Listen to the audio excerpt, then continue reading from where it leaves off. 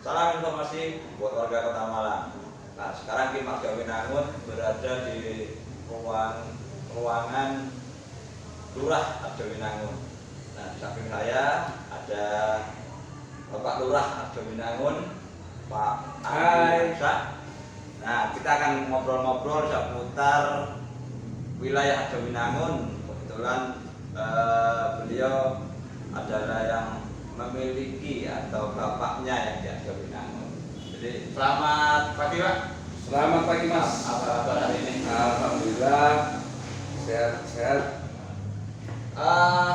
Kita ngobrol mungkin dari pribadi dulu nih. Kita ngobrol dari pribadi. Nah, dengar-dengar bukan asli Malang ya Pak? Kalau berdasarkan KTP ya asli Malang dong. Wah. KTP saya kan Begitu ya. KTP Malang. Tapi kelahirannya bukan. Nah, cuman kelahiran saya dari Sulawesi Selatan, dari Kabupaten Pindrang, diamanahkan untuk mengabdi di Kota Malang.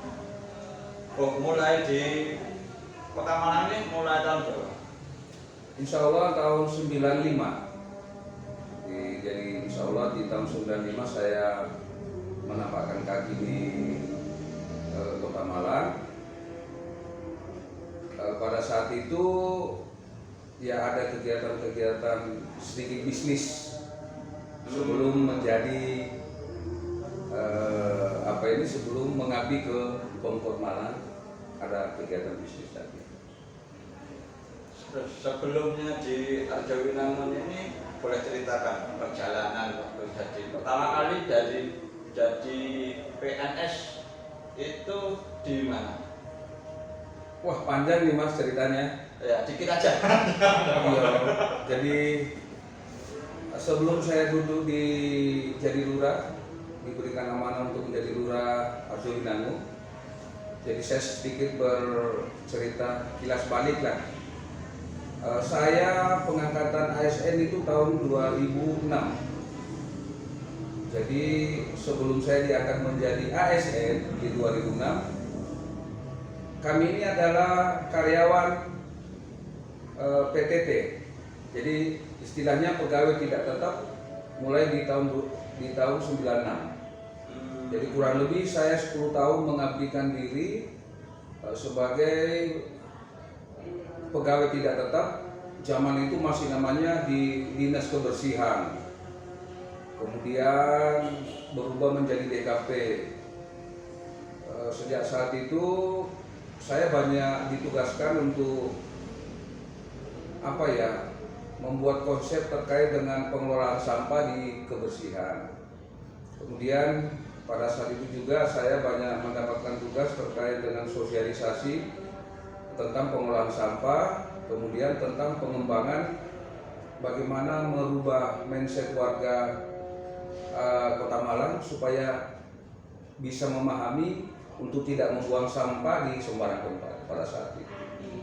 Maka kami jadi peduli sampai dengan tahun 2004 saya menjadi tim penyuluh pada saat itu. 2004 ya? 2004. Nah kalau sebelum kita shortcut sebentar, biar nggak terlalu panjang ya. Iya. Sebelum di Arjawinangun ini ditempatkan di mana? Nah, jadi itu tadi DKP, kebersihan, kemudian Kimpraswil, kemudian kelurahan. Saya sempat di Kelurahan Bulurejo, kemudian sempat juga di Dinas Disperindakob. Terakhir tahun 2019 itu saya di Kecamatan Klocet sebagai kasih kooperatif. Insya Allah di bulan Januari di 2020, kemudian di bulan 9 saya ditunjuk untuk menjadi PLT Lurah Klocet, dan pada bulan November tanggal 18 tepatnya saya mendapatkan tugas lagi sebagai lurah definitif di Arjawinangun ini. Oh, berarti tahun 2020. Tahun 2020 Ya. pas ini pemirsa. Jadi 1 tahun. Nah, kalau presiden itu ada kayak 100 tahun, ini lurahnya 1 tahun kita nilai kan. Jadi tanggal masuk Arjowinangun tanggal 18 November 2020. Ya, 1 hari setelah ulang tahun saya, Mas. Oh gitu. Berarti kita harus catat nih ulang tahunnya Pak Lurah. Nah, waktu awal pertama kali masuk di Arjowinangun atau pertama kali ditunjuk untuk menjadi lurah di Arjowinangun, rasanya gimana waktu itu, Pak? Ya sebenarnya kaget aja karena terus terang kami tahu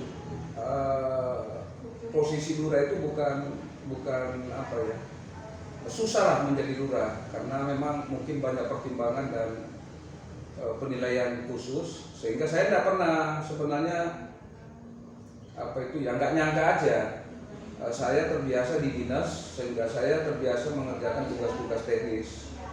Jadi ketika apa itu mutasi tersebut, tadinya sih kami nggak tahu, begitu hadir Lurah Arjowinangun ya sempat bingung juga ya, apa sih pekerjaannya lurah itu.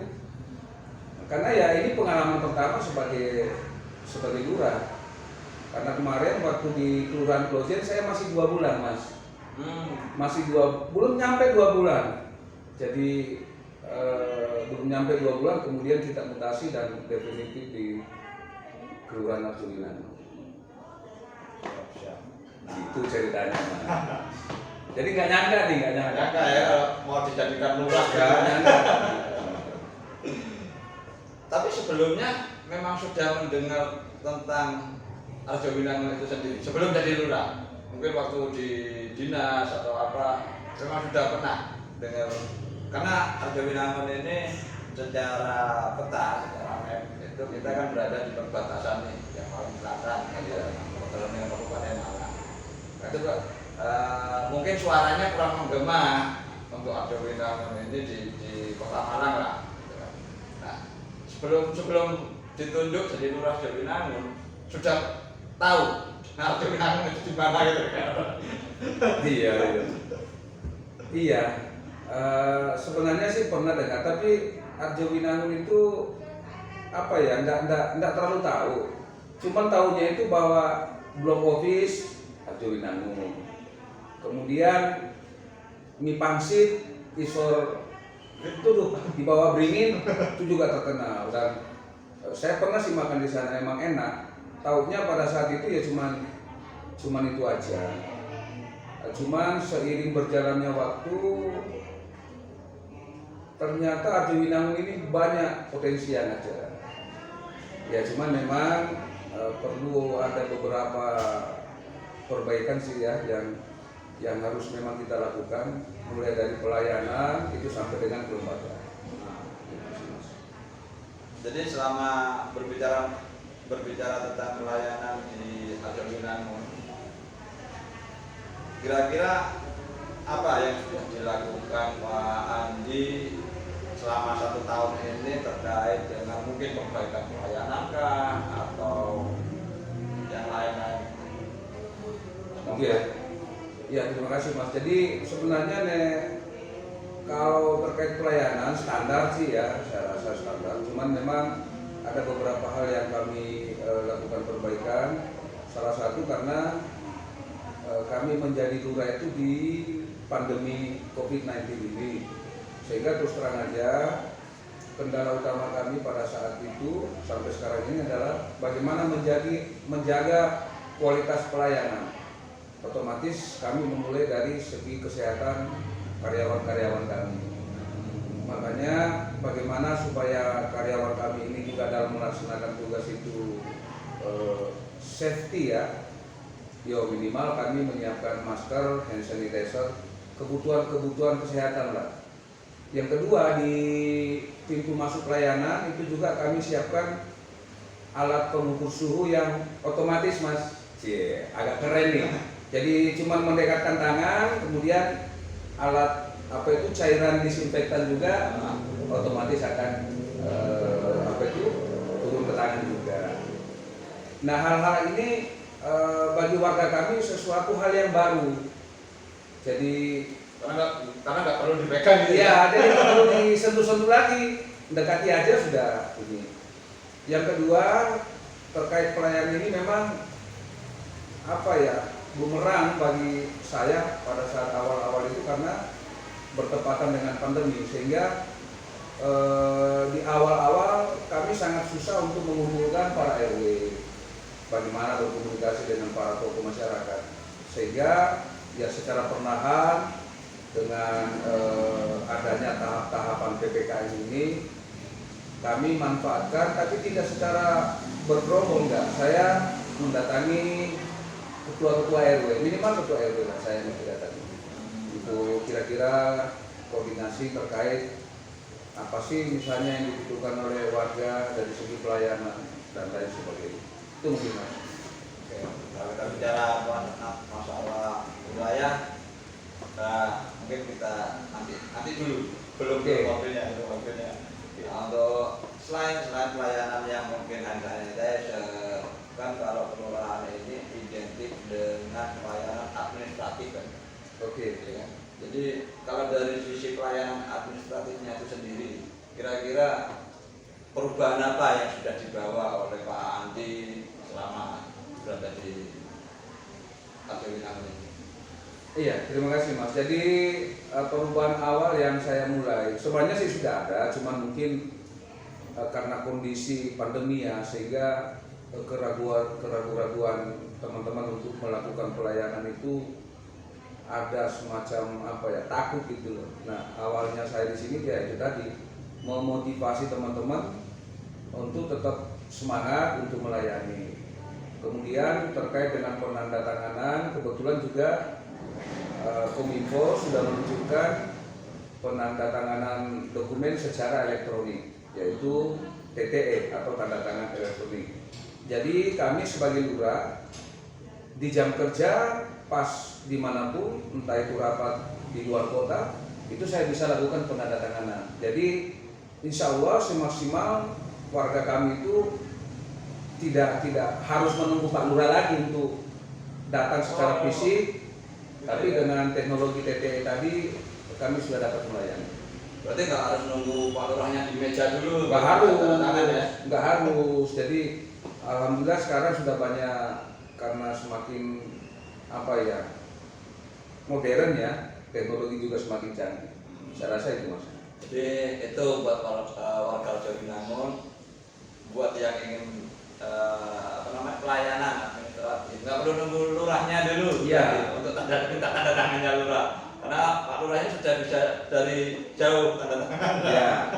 Yang kedua juga gini Mas, kalau kemarin sih kami dengar bahwa persoalan administrasi itu ada di Pak Lurah. Sebenarnya tidak. Jadi semua fungsi yang ada di struktur kami itu mereka harus maksimal, jadi itu tidak harus menunggu saya. Jadi ketika itu satu contoh misalnya, ada surat terkait dengan SKTM, surat keterangan tidak mampu nih misalnya, tidak harus Pak Lurah yang tanda tangan surat fisik. By TTE tetap saya, tapi by fisik itu bisa Pak Sekdur. Jadi memang sebisanya tidak ada kendala deh buat pelayanan warga kita. Oke. Nah, kita cukup ya. Sampai pernah nggak merasa nggak dilayani di Arjowinangun? Ayo. Oh, cara saya kayaknya setiap hari dapat pelayanan ya. Nah, kita bicara wilayah nih Pak sekarang Pak. Ya. Nah, kalau wilayah di Arjowinangun itu sendiri itu terbagi berapa RW Pak? Iya, kebetulan kami terbagi 10 RW Mas. Jadi kalau historis sih saya dengar dulu ada 5 RW, sekarang sudah 10 RW. Jadi mulai dari perbatasan itu wilayah RW 8, perbatasan dengan Bulu Lawang ya, Desa Tambah Asri, itu dengan kita Arjowinangun. Itu sudah masuk kabupaten ya? Iya, sudah masuk. Jadi perbatasannya ada di RW 8. Kemudian kita perbatasan dengan kredit. Logo baru misalnya itu ada di RW 6. Bumi Ayu ada di RW 6. Begitupun RW ini saya cerita yang RW yang dekat perbatasan. Kemudian RW 4 nih, RW 4 dengan RW 10 juga ini perbatasan dengan Bumi Ayu. Tapi dari 10 RW ini kenal semua dengan Pak RW ini. Oh iya dong, harus kenal. Tapi kalau Bu RW saya nggak kenal loh ya, belum. Yang tahu mungkin Bu Lura ya sebagai ketua penggerak PLK. Kalau saya masih Pak RW-nya. Masih Pak RW. Ya beberapa RT sih juga kami kenal. Tapi yo belum kenal semua Mas, 64 RT loh. Jadi ya. Nah, waktu pertama kali nih datang ke Lurah Jowinangun, terus tanggapan para ketua RW itu bagaimana Pak? Wah ini lurah baru ini gitu kan? Iya, jadi memang agak lucu sih. Jadi apa ya? Ternyata di Arjowinangun ini yaitu tadi kebetulan memang dulu saya adalah tim penyuluh. Termasuk kami adalah tim yang melahirkan namanya kader lingkungan. Nah pada saat tugas-tugas itu dulu kan berhubungan langsung dengan Pak RT, Pak RW. Alhamdulillah saya tidak tahu kenapa Pak RW ini sudah katanya sih sudah nggak asing dengan saya. Jadi saya itu dikenalnya dulu Pak Andi kebersihan. Jadi orang cuma tahunya gitu. Karena dari daerah kebersihannya itu. Alhamdulillah termasuk beberapa tokoh masyarakat ini teman sejawat lah di waktu di dinas-dinas lain, sehingga saya merasa senang karena mereka sangat welcome. Bahkan sangat berharap memang menumbuhkan kepercayaan warga terhadap kelurahan, terhadap lembaga. Nah inilah yang memang menjadi tugas pokok kami, tugas berat kami, tapi tetap harus maju ya? Ya harus maju. Nah, sehubungan dengan yang disampaikan barusan perihal lembaga itu kan yang pastinya sudah ada nih ya pada saat Pak Lurah datang ke Arjowinangun. Belum ada. Belum ada. Ya ada sih beberapa, tapi ya mohon maaf, kami masuk itu ya secara ke SK-an. Itu yang ada cuma SK pengurus PKK. Itu yang ada, kalau yang lain itu belum ada. Kecuali kalau SK LPMK ya, ketua RW ada. Tapi kelompok lembaga masyarakat, kelompok pemberdayaan masyarakat itu belum ada, Mas. Tapi kalau saya lihat dari dulu kayak sudah ada kayak mungkin Karang Taruna, ada Pokmas apa nama lagi ya? Kim belum ada, Kim. Oh sudah ada. Jadi intinya gini, itulah. Jadi setelah kami menelusuri, secara euforia ada, tapi tidak tersistem. Jadi secara tertulis kelembagaannya tidak ada, karena nggak ada SK. Makanya alhamdulillah ya sesuai dengan judul visi misi kami bahwa sinergitas kelembagaan, penguatan kelembagaan, insya Allah SDM Arjowinangun bisa semakin maju, semakin berkembang. Karena apa? Prioritas saya pada saat itu karena masih minimnya lembaga secara legalitas. Alhamdulillah sampai pada saat ini kita melahirkan kelembagaan itu ada 5 di tahun 2021. Kalau saya boleh bercerita, mulai Kim, kemudian Karangwerda yang memang sudah lama juga selesai, kami buatkan itu SK. Kemudian apalagi ya, SK Keltang. Nah ini Keltang juga sangat penting. Keltang apa? Keltang itu kelurahan Tangguh. Jadi tugas fungsi yang ada di sini adalah bagaimana jadi tidak hanya lembaga ini yang mengajak warga bagaimana caranya supaya ketika ada bencana baik itu banjir atau apa, itu nanti teknis mencegahnya itu bagaimana itu mereka miliki gitu. Jadi mereka juga kemudian apa ya, semacam ada pembinaan dari BPBD.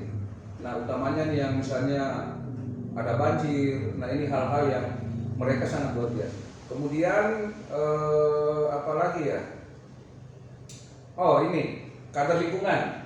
Nah, kader lingkungan ini sangat apa ya, sangat penting menurut saya. Kami sebagai salah satu yang ikut melahirkan istilah kader lingkungan itu sangat penting. Karena apa? Mereka yang memang dulu itu diedukasi bagaimana merubah mindset. Bagaimana merubah mindset, minimal ada di sekitar wilayahnya untuk mengajak masyarakat itu memahami tentang sampah. Memahami itu apa? Satu, apa efek dari sampah itu ketika tidak dikelola. Kemudian sampah itu sebenarnya bisa bermanfaat, bahkan bisa menjadi sumber dana, ya, penghasilan melalui lembaga-lembaga kita. Itu hubungannya dengan kerangka. Sebenarnya ini, makanya di kader lingkungan itu dulu kami juga melahirkan yang namanya bank sampah, Mas. Nah, makanya teman-teman yang ada di wilayah yang sudah terbentuk kader lingkungan ini, kami memang bina untuk segera bekerja sama dengan bank sampah Kota Malang. Nah, nanti bank sampahnya yang akan datang, jenis-jenis sampah apa aja yang bisa dijual atau dibeli oleh mereka. Nah, dari sekian banyak tadi yang disampaikan, setelah mengetahui nih Arjowinangun tentang potensi Arjowinangun, ke depan sebenarnya visi misi yang akan dijalankan oleh Pak Andi di Arjowinangun ini seperti apa nanti ke depannya? Dengan mungkin sudah dibentuknya berbagai lembaga, dengan jalin komunikasi dengan ketua RW dan segala macam. Nah, itu visi misinya ke depan seperti apa sih, Pak? Kalau boleh tahu. Wah, ini pertanyaan berat ini. Iya, nggak berat kok, Pak. Gampang saya ngomongnya ini, Pak. Jadi memang gini ya, tidak muluk-muluk sih memang sebenarnya. Cuman yang perlu saya garis bawahi di sini, Mas, bahwa Arjowinangun ini memang punya potensi yang sangat besar. Potensi apa saja itu? Potensi ekonomi. Seperti misalnya wirausaha. Jadi banyak kelompok-kelompok masyarakat bahkan individu itu sebenarnya punya kemampuan usaha. Cuman memang tidak terkelola atau terpantau secara data, tidak ada pembinaan. Sehingga alhamdulillah saya di bulan Mei kalau saya tidak salah itu kami membentuk yang namanya UMKM Kelurahan. Nah, UMKM Kelurahan inilah nanti yang akan memantau perkembangan UMKM yang ada di wilayah RW. Nah, siapa-siapa saja yang menjadi pengurusnya ini pun dari semua unsur ke RW-an. Jadi tidak dimonopoli oleh satu RW, tapi semua ada 10 RW, orang-orang terbaik dari RW-RW itulah yang masuk menjadi pengurus di dalam lembaga UMKM tersebut. Jadi sinergi tetap harus ada. Cuman penguatan kelembagaan tetap kami lakukan. Nah, alhamdulillah seperti gayung bersambut ya. Alhamdulillah di pertengahan tahun 2021 ini Arjowinangun juga masuk sebagai kelurahan percontohan untuk keamanan pangan. Keamanan pangan, bukan ketahanan ya, keamanan pangan. Nah, keamanan pangan ini dimotori oleh BP POM provinsi. Alhamdulillah selama berlangsung ternyata memang kualitas asupan dari produk makanan yang ada di Arjowinangun, alhamdulillah itu sudah sangat bagus. Jadi menurut hasil lab bahkan yang dilakukan oleh tim itu memang dikatakan bahwa kandungan-kandungan yang ada di produk makanan Arjowinangun itu lebih aman. Aman untuk dikonsumsi. Artinya bebas dari yang namanya borat, kemudian pewarna yang beracun itu alhamdulillah Arjowinangun masuk kategori aman. Nah, buat warga Malang yang ingin jalan-jalan atau yang ingin menikmati makanan, ya, nanti bisa datang Arjo Winangun. Arjo Winangun makanannya semuanya aman. Gitu ya, Aman, Pak? aman. Jadi alhamdulillah, baik itu camilan maupun apa ya, makanan berat. Di sini makanya saya di sini terus terang aja, kegiatan apapun, sebesar apapun kegiatan yang ada di Arjo Winangun, itu kami tidak pernah lagi membeli di luar. Jadi semua kita manfaatkan, memaksimalkan potensi yang ada di Arjo Winangun. Jadi istilahnya memberdayakan masyarakat setempat. Iya, itu tadi potensi. Jadi seperti juga pesan Pak Wali Kota bahwa apa ya, kembangkanlah wilayahmu. Kenapa? Apa itu dana kita harus keluar dari Arjo Winangun. Nah, sedangkan kita sendiri butuh pertumbuhan ekonomi. Oleh sebab itu maka saya menggandeng beberapa UMKM, beberapa, nggak satu loh ya. Berarti kalau itu kue pun saya gilir tuh. Ada Ya, jadi event apa itu UMKM yang satunya lagi. Begitupun dengan makanan nasi kotak nih misalnya. Kami nggak pernah butuh catering dari luar. Jadi kami dengan apa ini kelompok-kelompok usaha yang ada di Arjo Winangun, Mas. Nah, terkait dengan sinergitas dengan pihak kecamatan sendiri, dengan pihak Kelurahan Arjo Winangun. Kelurahan Arjo Winangun itu berada di wilayah Kecamatan Kedung Gandang. Ya. Nah, kalau dari sinergitas antara kelurahan, kalau tidak salah, camatnya juga baru ya, yang untuk Kedung Gandang. Iya, Pak Prayit. Jadi ini sama-sama baru nih, pemegang kekuasaan di Kedung Gandang ini, Pak Camatnya baru, Pak Lurah Arjo Winangunnya juga baru nih.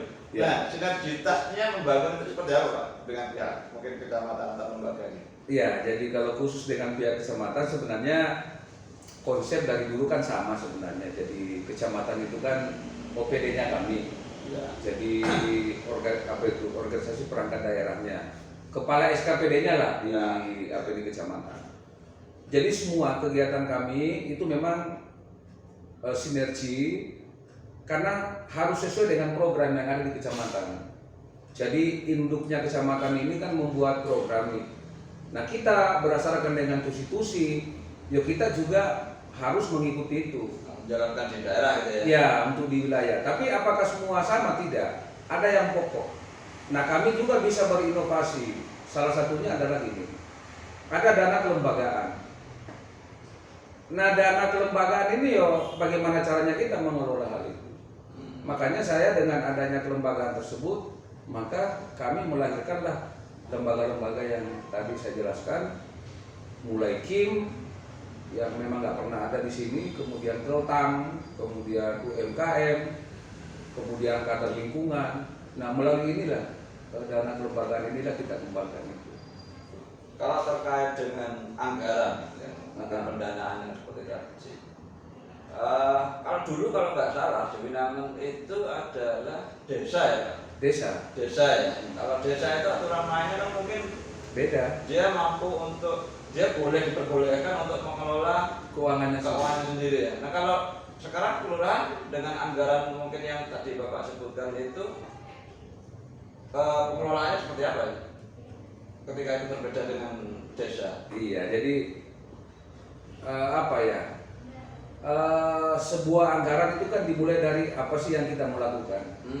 Nah, apa sih yang kita mau lakukan ini bukan apa yang semata-mata yang Pak Lurah ingin lakukan, enggak, tapi bagaimana warga ini diajak untuk sharing supaya mengetahui apa sih yang harus dilakukan di wilayahnya masing-masing.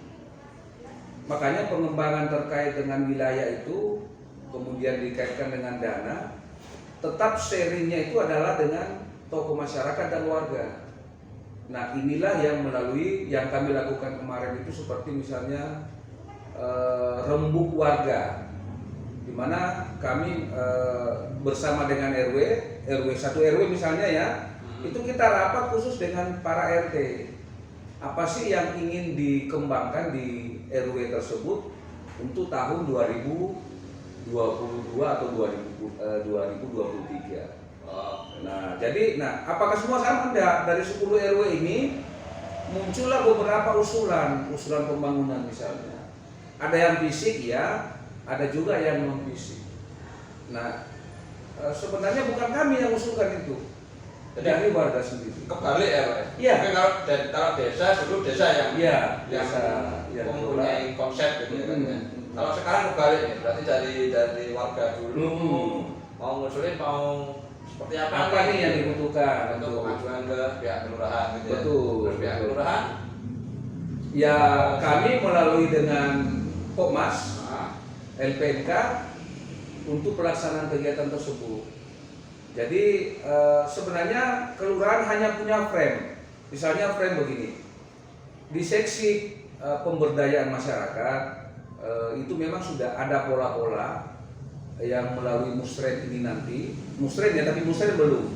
Sebelum musren ini kita katakanlah itu ya melakukan dialog, sehingga apa nanti saat mengusulkan di musren kita sudah nggak bingung.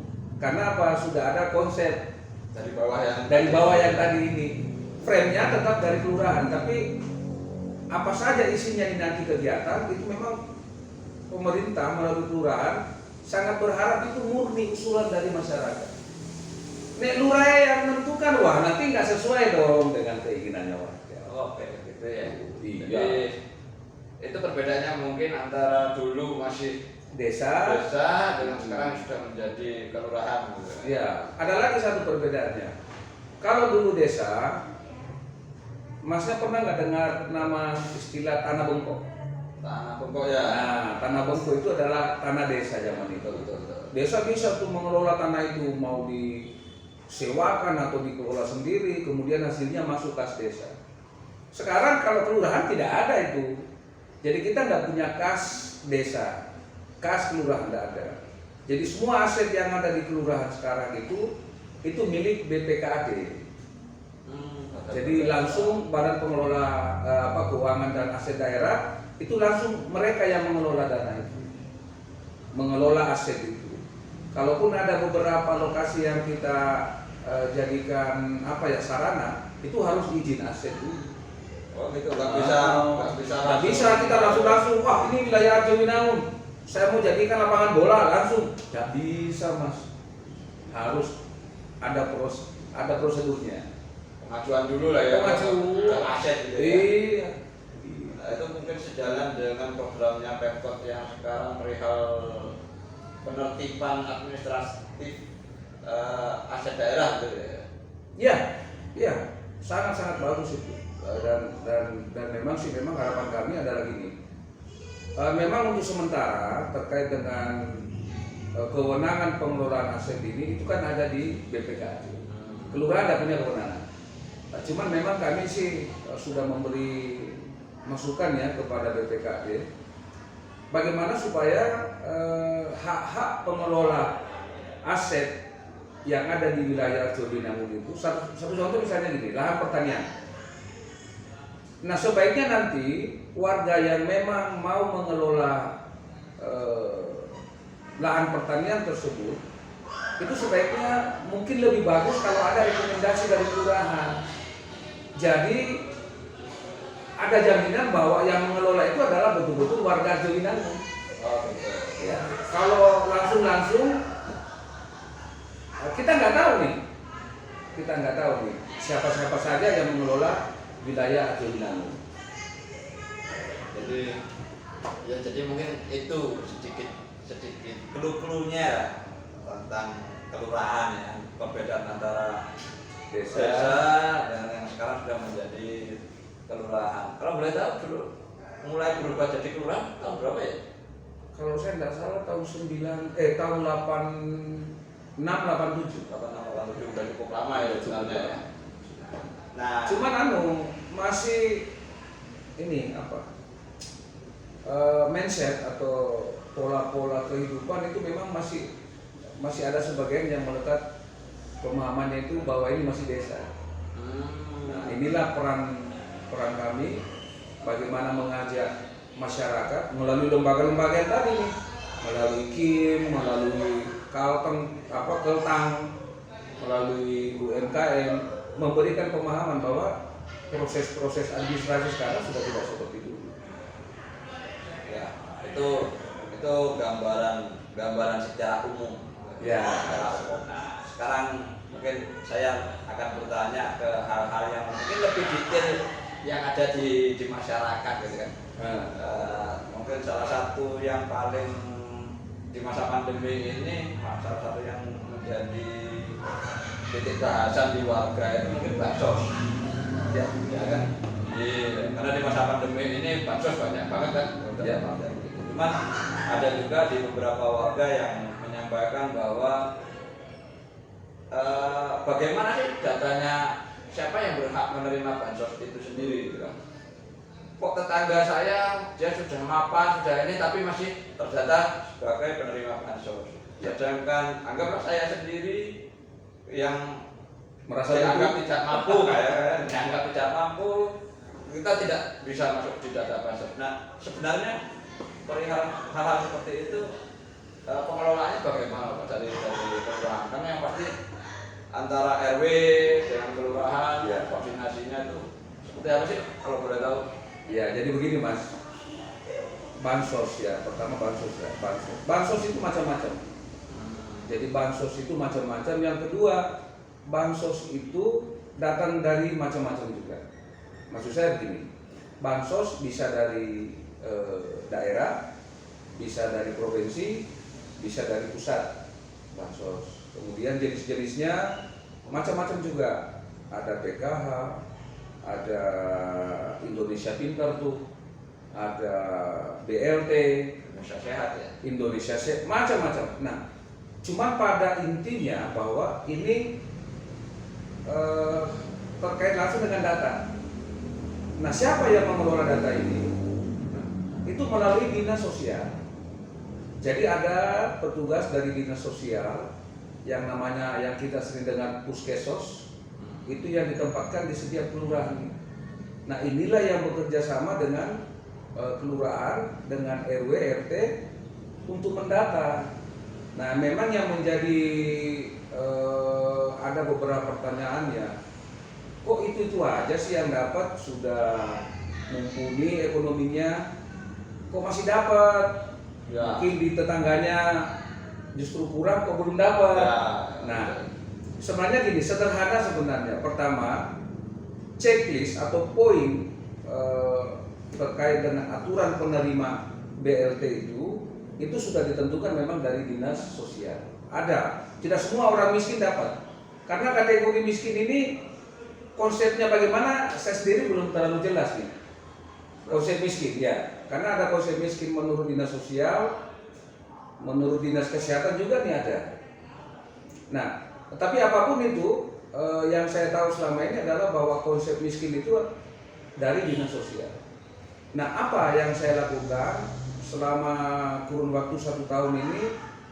Alhamdulillah di program Keluarga Harapan atau PKH itu kami sebenarnya sudah beberapa kali mendatangi yang kami anggap sudah mampu, Mas. Kami ngasih masukan, kami sharing, Pak, jangan Bu, jangan itu sebenarnya sudah masuk di dalam kategori mampu. Sehingga karena gini Mas, kita nggak bisa maksa orang tiba-tiba mencabut haknya itu. Karena apa? Hak itu sudah berdasarkan by name by address. Mereka berhak. Iya. Nah, untuk kelurahan sendiri apa nggak bisa melakukan kayak perubahan data itu sendiri, Pak? Bisa saja sebenarnya. Makanya, tapi setiap kelurahan saya nggak tahu ya. Yang kami lakukan, saya dengan puskesos itu turun langsung. Jadi ketika saya ada info bahwa si A ini sudah ekonominya sudah mumpuni lah Pak, loh kok masih dapat. Nah, saya dekati. Kemarin itu ada sekitar 17-an yang tadinya penerima bantuan itu sudah membuat pernyataan ke kami. Jadi dengan sendirinya mereka sadar menyatakan melepaskan haknya sebagai orang miskin. Nah, ini kebanggaan tersendiri buat saya. Karena apa? Bahwa kesadaran mereka itu mulai tumbuh. Nah, harapan kami betul-betul program pemerintah nanti ini nyampe ke yang betul-betul membutuhkan. Nah, cuman itu tadi kembali bahwa kami tidak paksakan. Kami nggak paksakan, tapi kami mencoba untuk sharing. Iya. Kayak kan mungkin ya masih ada lah yang berkomentar perihal pendataan itu kan. Ini harusnya tidak terima, kenapa terima. Nah, buat yang pesan buat yang belum menerima, kira-kira pemahamannya seperti apa? Iya, jadi harapan saya begini, Mas. Harapan saya sih di Arjo Winangun tidak ada penerima bansos. Gitu ya. Harapan saya, artinya kami mempunyai tugas berat bagaimana supaya seluruh warga kami ini dalam posisi kalau bisa bahkan yang pemberi bantuan. Ya, harapan utama kami. Tapi secara perlahan minimal gini, mekanisme itu mereka harus tahu dulu. Apakah kami ini, apakah beliau itu masuk dalam kategori penerima atau tidak, itu dulu yang harus dipahami. Yang kedua, bagaimana cara memahamkan mereka, Mas? Jadi saya tidak segan-segan itu mengundang teman-teman dari dinas sosial. Setiap ada verifikasi data, verbal, itu saya minta dari dinas sosial untuk menyampaikan langsung ke Pak RW. Sehingga baik Pak RW, kelurahan maupun puskesmas ini nanti itu tidak dianggap lagi bermain. Karena selama ini kan juga masih ada orang yang menganggap bahwa kelurahan, puskesmas, RW ini bermain nih. Dianggap masih bermain. Padahal sebenarnya enggak, karena itu tadi mekanisme sangat jelas urutannya, poin-poinnya terhadap yang memang berhak untuk menerima bantuan. Oke. Jadi Ojo lama-lama, Mas. Saya belum makan siang loh. oh gitu ya? Oke. Sekarang mungkin Terakhir. terakhir. Nah. Apa yo? Pipa. Wah, ini Hipam ini memang sensitif ya. Tapi pada intinya begini. Mau dijelasin Pipa pada mau ditanya ini Pak pada. Enggak apa-apa sih. Enggak apa-apa. Enggak apa.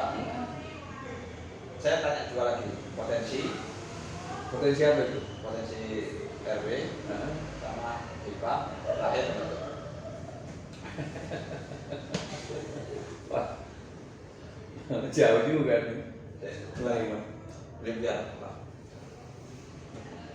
Nah, sebagai kepala rumah tangga ya kasarnya di lembaga dan di RW, di tingkat RW, sebenarnya trik dan tip apa untuk dari lurah, dari bapak untuk bagaimana sih mengembangkan wilayah-wilayah yang ada di Arjo Winangun ini, terus gimana sih caranya agar mungkin setiap RW ini mampu meningkatkan potensi-potensi yang ada di wilayahnya. Mungkin ada tip dan triknya selama ini yang mungkin dilakukan oleh Pak Lurah.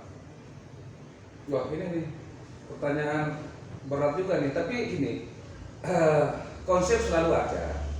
Salah satunya gini, jadi tadi saya awal mengatakan bahwa Arjo Winangun itu punya potensi besar, mulai dari apa ya, kekuatan ekonomi yang berbasis UMKM, kemudian usaha-usaha yang berbasis rumah tangga. Kita kan sebanyak-banyak. Cuman memang yang paling yang paling dibutuhkan itu adalah gini. Nah, terus produknya ini siapa yang beli? Nah, oleh karena itu kemarin-kemarin itu kami memang sering sharing dengan dinas perdagangan. Kemudian yaitu tadi yang saya bilang, kita membentuk UMKM-nya dulu.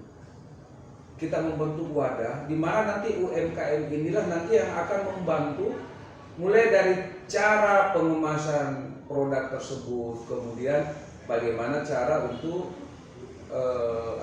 bisnis penjualannya, pemasarannya. Nah, sebelumnya teman-teman UMKM kita ini memang sudah dibekali baik itu dari BP POM maupun dari Dinas Perdagangan, juga dibekali karena kami juga bersama dengan teman-teman UMKM itu sering sharing dengan pelaku-pelaku usaha UMKM yang sudah mapan. Nah, inilah yang akan nanti menjadi bahan untuk mengembangkan usaha-usaha mikro yang ada di wilayah RW. Jadi secara apa ya, saya tidak melakukan itu sebagai upaya pribadi atau keinginan saya secara pribadi ya, tapi kami membangun sistem, kami membangun lembaga, sehingga nanti harapan saya, kalaupun kami mutasi lagi kemana, ini sudah ada nih pengelolanya. Jadi saya lebih mengedepankan kelembagaan itu tersebut, karena dengan kelembagaan kan sebuah sistem. Ya. Nah, insya Allah nanti dengan sistem ini siapapun yang menjadi nanti di lurah, sistem ini akan berjalan. Sudah secara otomatis. Secara otomatis. Nah, ini mungkin pertanyaan-pertanyaan yang agak ngeri-ngeri sedap nih Pak. Apa yang mau itu Mas? Ngeri-ngeri sedapnya gini.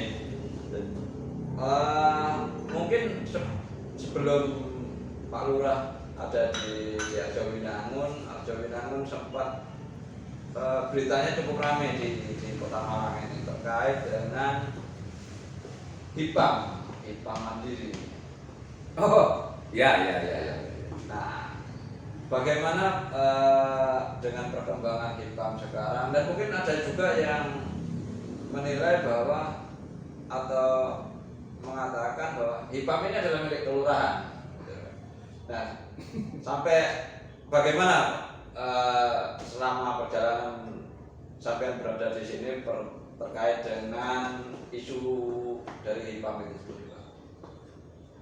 Wah, aku tinggi pertanyaan besar. Oke, jadi gini. Ini saya berbicara kurun waktu 1 tahun ya Mas ya. Ya, jadi saya tidak terlalu jauh ke historis ya.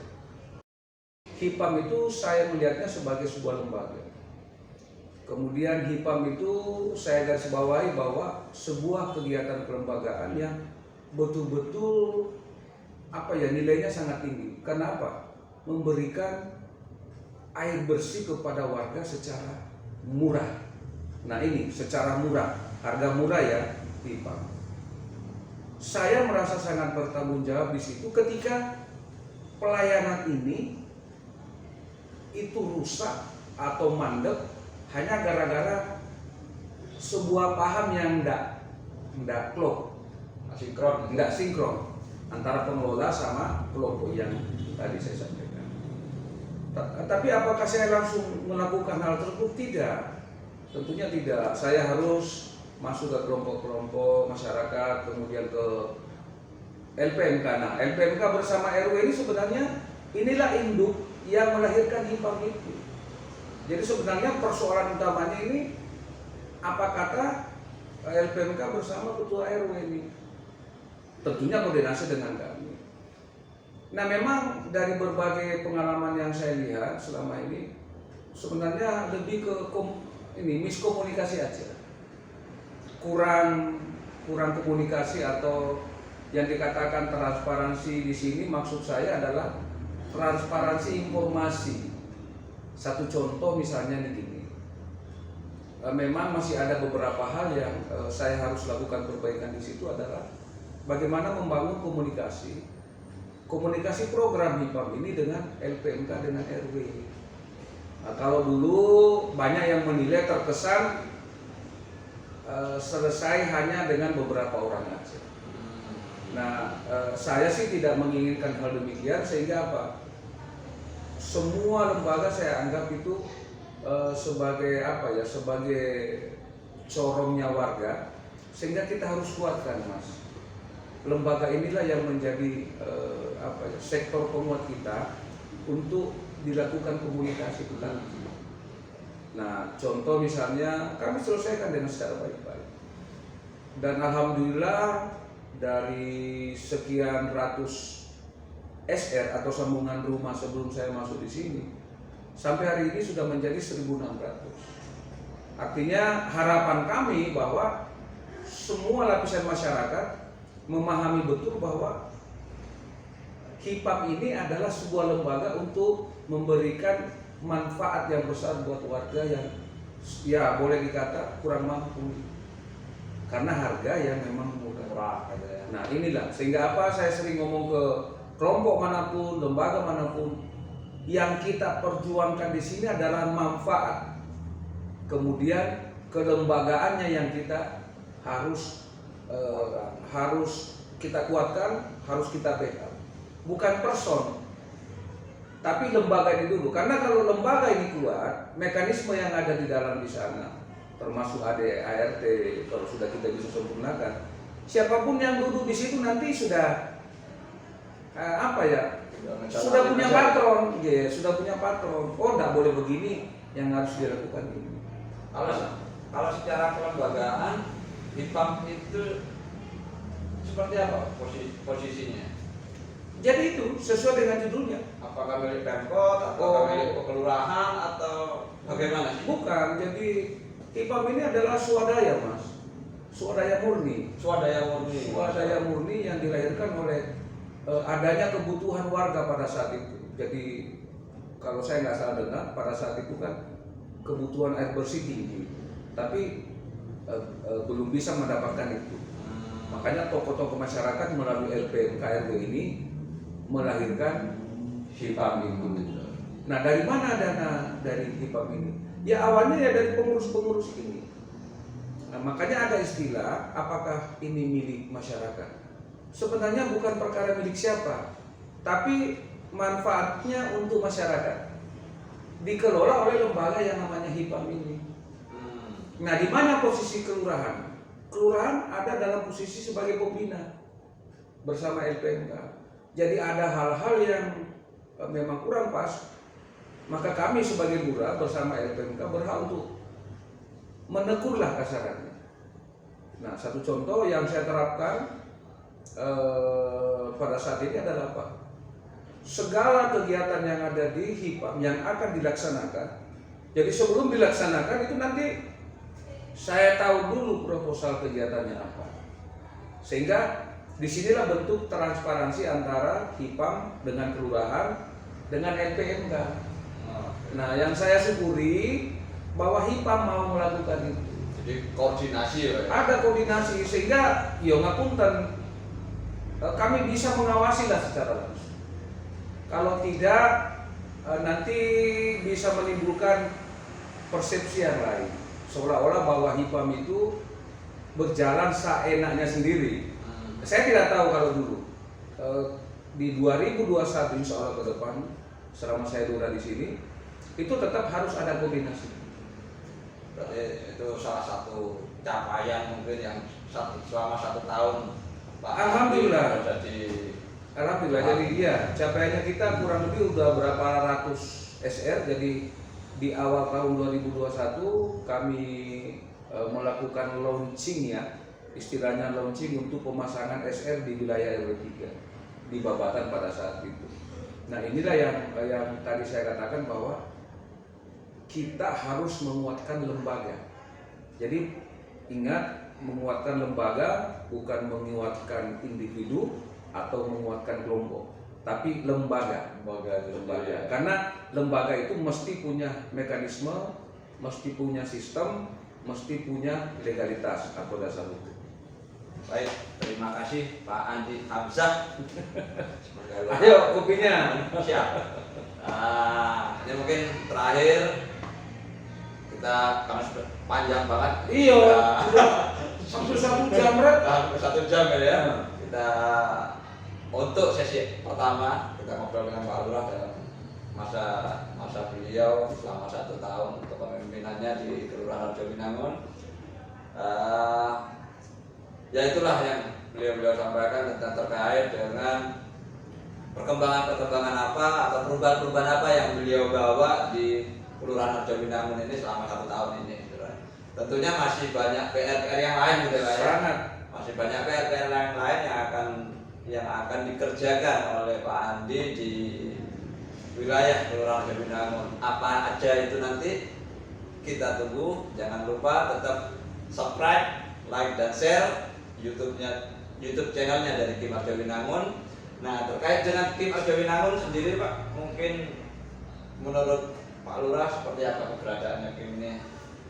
Iya, jadi harapan saya adalah gini, kami juga pernah sebelum berusia sepuh sekarang ya, kami juga dulu adalah generasi muda. Harapan saya sangat besar itu buat generasi muda melalui Kim nanti ini bahwa teman-teman semua itu punya potensi, punya kemampuan sebenarnya.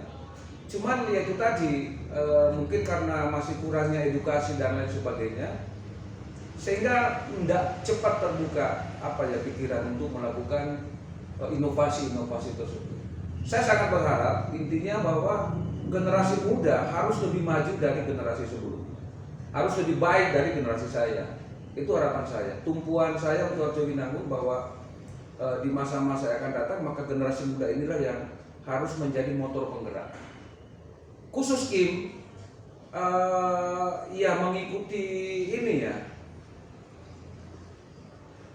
blow up lah yang namanya potensi yang positif dari Harjowinangun.